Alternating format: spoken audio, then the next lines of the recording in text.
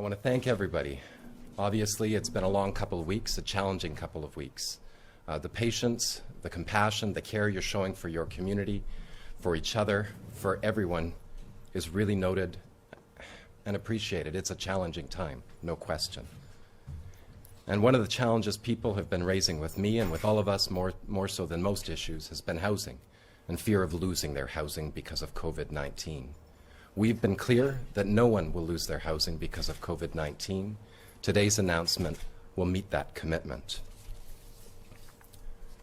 We believe we need to do more than meet that commitment. We also believe we need to provide relief for renters, for rental housing providers. The stress is off the charts right now. We need to give people security and safety in their rental housing. Early last week, the Premier asked me to lead a rapid-fire consultation, as comprehensive as I could do it, as quickly as I could do it, because the need is so great, on what we needed to do to support renters and rental housing providers now in the time of this public health emergency. I want to thank everyone, renters, rental housing providers, your associations, everyone who's emailed me, who's contacted, phoned me. We had great conversations with so many, and I want to thank the advocates who are doing so much to protect renters and rental housing providers at this time. The need is great. Your work is really appreciated by the community today. The measures we announced today, in addition to the federal announcement and our earlier announcement on Monday of support, will help people stay safe in their homes, protected, knowing that there can be a better future. It's rough right now, but it will get better. And I want to thank you for doing everything you can to look out for your community. Now, it gives me great pleasure to introduce our Premier, Premier John Horgan, to help share what we are announcing today. Thank you, Mr. Premier. Great, Spencer. Thank you very much for that, and thank you for the work that you did in very short order. Spencer, of course, chaired a rental task force last year, did some good work that allowed us to put in place policies and programs to protect renters before the advent of COVID-19. So I was grateful that Spencer was able to reactivate his contact list and connect with people to get a direct sounding from them, whether they be providers of rental housing or renters themselves. And I think we've taken that information and working with Minister Robinson, put together a fairly comprehensive package, adding on to the work that we've already done with our COVID-19 action plan announced earlier this week, I think it was on Monday.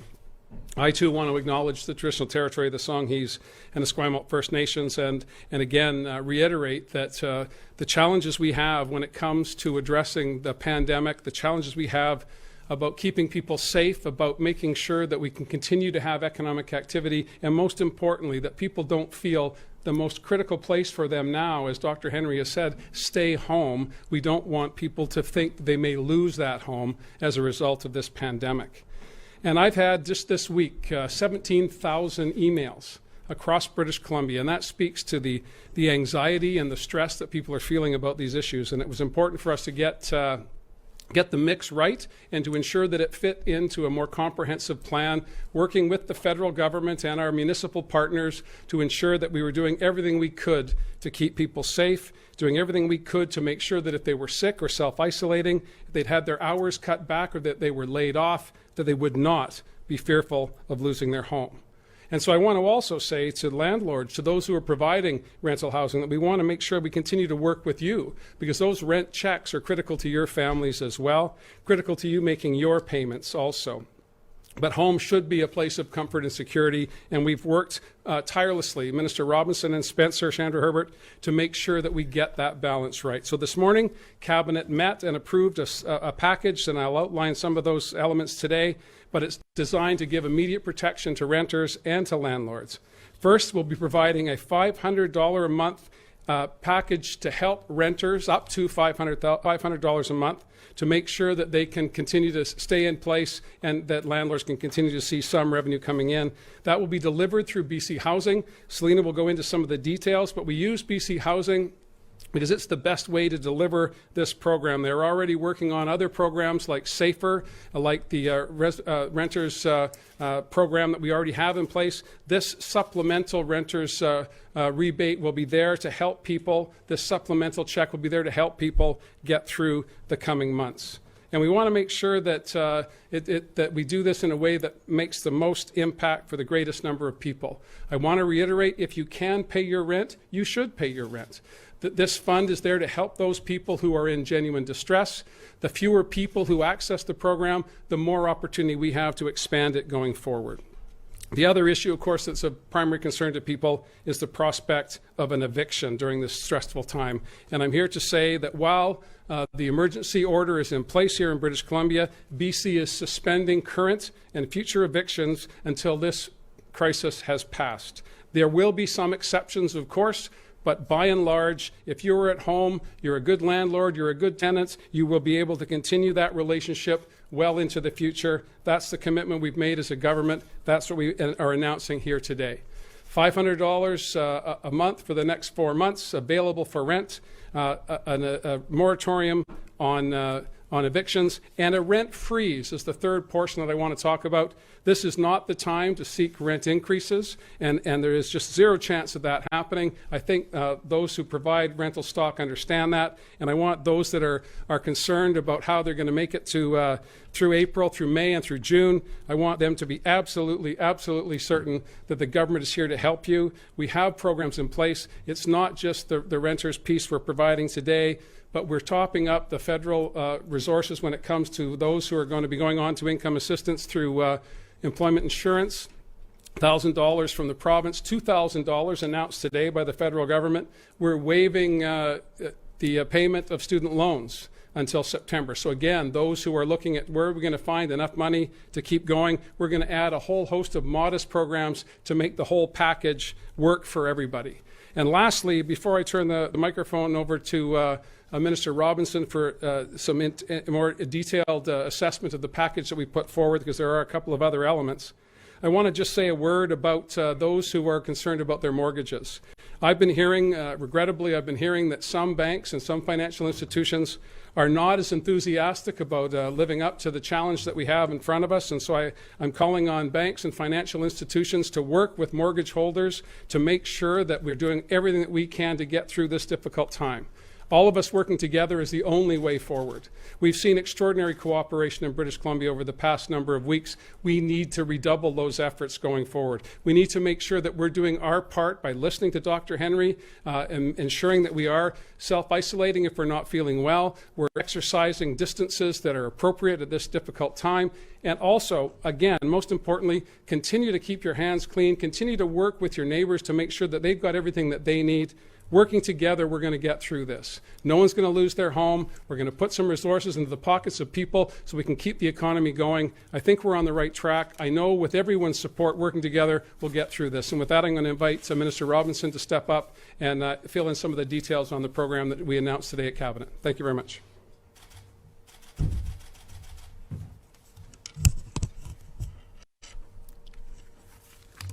Well, thank you, Premier, and I too would like to acknowledge that we're on the territory of the Lekwungen-speaking people. Well, we all know that the next few months are going to be difficult. That's been clear for some time. And we need to remember to keep doing everything that we can to support each other. Because frankly, that's the only way that we are going to get through this. And it's why we have been working hard to develop supports for people who are suffering job loss and other difficulties as a result of COVID-19. And it's important to remember really what this is about. It's about the people that we love. It's about our families, it's about our neighbors, it's about our friends, it's about our colleagues. It is about our communities. And this is an unprecedented challenge. And it will require every single one of us doing our part. It will require all of us to come together as a society to protect each other. So this past weekend, I talked about some first steps that we are taking to help people who don't have homes right now.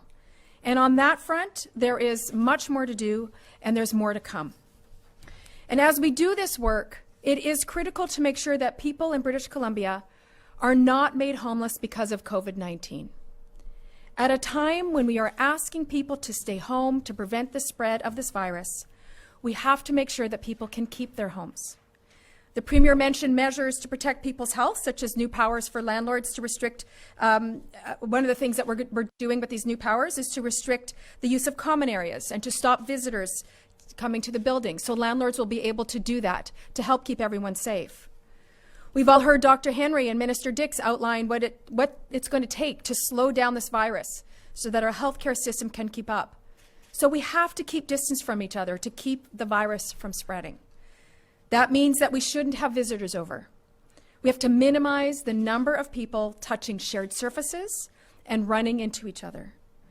So this new rule will let landlords restrict access to common areas. For example, restricting how many people can be in a shared laundry room at once, or close down shared spaces like game rooms or other social spaces that might exist in a multi-purpose building.